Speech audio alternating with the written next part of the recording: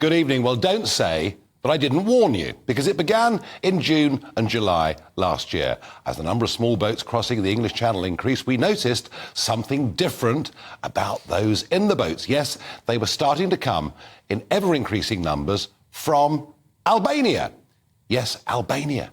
Albania, a country which is a holiday destination for many, many British people, a country that is an applicant member even of the European Union, and from which absolutely nobody should ever be able to claim refugee status. And yet the numbers came and they kept on coming, and the government did precious little. And it was so obvious from all the adverts on TikTok that these young men were coming. Not every single one, but most of these young men were coming for one very simple reason: to work in the illegal crime economy in this country. Well, we learn today that in the first 4 months of this year, 80 Albanians that have come via that route have been convicted in court of crimes, some of them very serious. I'm talking murder, I'm talking rape, I'm talking abduction, and of course, in the vast majority of cases, running illegal cannabis farms. Well, if that wasn't bad enough, just have a think about this. 4 years ago, Albanians were the 16th highest category of foreign prisoner in British prisons. They're now the number one. And, perhaps that's no surprise to you. But the biggest shock of all is that 12,000 Albanians who crossed the English Channel have now broken their bail terms. They've cut off their tags, or whatever it may be, and simply disappeared and gone off, in many, many cases, into criminal activities. Now, look, when I was warning about this last summer, I was called all the names under the sun. How dare I pick out a specific group of people and apply a tag like criminal to them? But it was obvious to me we were simply allowing criminals to cross the channel. What annoyed me about it was not only did they not qualify for refugee status, but that the first duty of government is to defend the country and to make sure its people are safe, which clearly isn't happening with these Albanian gangs. The government in the end did take some action, and 1,000 or so Albanians have been deported back to the country. But what about the 12,000 that have simply gone missing? And what about if more start to come in the next few months when the weather improves? I think the whole situation is frankly appalling. It shows total gutlessness from our government. And my question to you is, what should be done? Give me your thoughts, give me your views. Farage@gbnews.com. As far as I'm concerned, anyone that comes across the channel or in the back of a lorry from Albania should be deported back to Tirana within 24 hours. And if you do that, you know something? They will stop coming. Well, joining me to discuss, I think, this very deeply concerning situation is Chris Phillips, former head of National Counter-Terrorism Security Office and Detective Chief Inspector, of course, of the Met in those days. Chris, you're now in the field of international consultancy, but speaking with a sort of copper's hat on for a moment, wasn't it obvious what was happening last year? Yeah, it very much was, Nigel. And the difficulty with this subject, of course, is you get called all sorts of names, as you have been, for simply speaking the obvious truth. Now, many of these people are coming over not only to find a life in the UK, but specifically to commit crime. And they're being brought over by the crime gangs in order to do that. And in particular, drug dealing and drug manufacture, etc., in the UK. But this is a major problem, and I think what the people of the UK don't really understand is that this criminality is such big business. It's a corporation. Some of these businesses that the mafia networks that are doing this are huge and all-encompassing, and will deal with any form of crime that they can think they can make some money out of. Yes, I mean the illegal drugs trade is, we're talking, a dark economy of billions and billions of pounds a year. Now, some say, but be careful. A lot of these young men are being trafficked so they can claim the Modern Slavery Act to stop them being deported. But, I mean, it's difficult to see evidence of that, isn't it? Yeah, I don't think they're being trafficked as much as some of them will pay a loan, take a loan out effectively from these organisations, which will then be held over them if they don't work for them, for these organisations within the UK. And that would be the £3,500 across the channel. Yeah, exactly. So they'll be given the £3,500 to get across the channel. Then they've got to work for these groups when they're in the UK. And of course, the violence that goes along with this. We've seen with the figures that have been muted today. That's the tip of the iceberg. This will be going on undercover. There'll be some people working in the grey economy, in the car washes that we've seen across the country.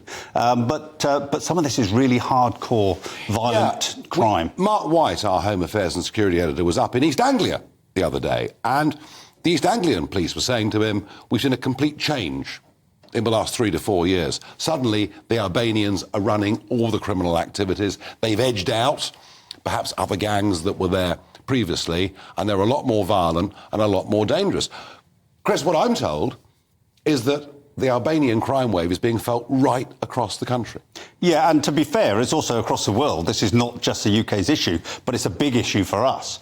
But yes, it's not being pushed into London. This is something that's being pushed out, and I believe sort of Kent area is one of the main areas for them to get that they've got a foothold. It's extraordinary. On a broader issue, we know that with those atrocities that were committed in Paris, those 7 or 8 years ago, of the 8 men that did it, 5 of the 8 had crossed the Mediterranean. We know that huge numbers that cross the English Channel, the majority, throw away their passports, throw away their iPhones. From a counter-terrorism perspective, we do, of course, fingerprint people that cross, so we are able to weed out some potential terrorists. Yes. Well, when we say weed them out, what are we doing with them? We're not sending them back. We're keeping them in the UK and trying to turn them, if you like. In reality, they're being released into the communities, and at some stage in the future, they'll go bad, no doubt. Some of them. And with regard to terrorism, it's such a heinous crime that one incident, as we saw in Manchester, is so all-consuming. And we're not talking about, someone being robbed here. We're talking about people being murdered on a very large scale. So we are really playing Russian roulette with our people. And unless the government, of whatever form it is, does something about this to deal with the nature of this different sort of crime than we're actually used to, then we're going to have problems in the future. So let's be clear. Tens of thousands of young, unidentified young males coming across the channel via traffickers every year into our country is a potential threat to national security. Oh, most definitely it is, yes. And it's from a terrorism perspective, but also from a crime, because these crimes actually has such an impact. The horrendous heroin addictions that we see in our cities, the cocaine addictions, even the cannabis farms that are popping up all over the country. Yeah. Big issues for local communities. And, of course, communities aren't set up to deal with it. Yeah, because crime is not just a statistic. Crime is innocent folk suffering, neighbourhoods being devalued, people, being victims of all sorts of, whether it's mugging or break-ins or whatever it is. Crime affects real people, affects people's lives. How worried do you think the police forces around the country are about this? I think the police forces would be very, very concerned. If you speak to them quietly, they won't announce that. They won't announce that to the public because they know the issues that are happening on their turf, generally. They don't really have even the resources at the moment to deal with what they've got.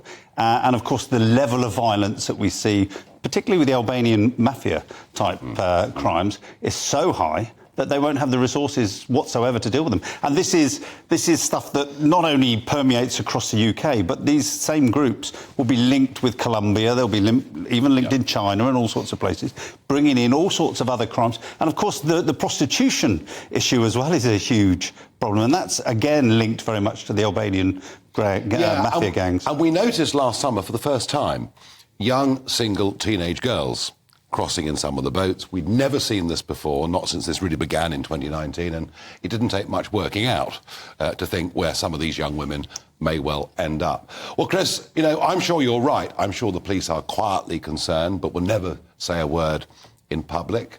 Our politicians talk endlessly around this subject, don't seem to find any solutions. And the situation just seems to get worse. If you were in charge, Chris Phillips, what would you do? Well, look, first things first, it's the people that really suffer from this are the people that live in our inner cities and in the communities.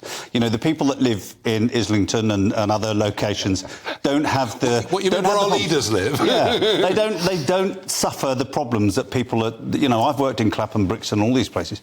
They are the ones that are suffering from this group of people that are coming in, over the last 10 years, probably. But we do have to have a more nationalised police force. I think the NCA is there. It works, but it needs to be boosted up because the type of crime that we're going to be dealing with does need a more FBI type policing system to deal with that. And local police forces really aren't set up to be able to deal with those. OK, Chris Phillips, as ever, thank you for coming in and joining me here on GB News. And I'm sorry if that story is a bit depressing, and I'm sorry if you think I'm saying I told you so, but I jolly well did. And I think this is serious, and this is impacting the lives of tens of thousands of innocent people around our country. It is a complete and absolute disgrace and makes me very, very angry, though I do try to hide it.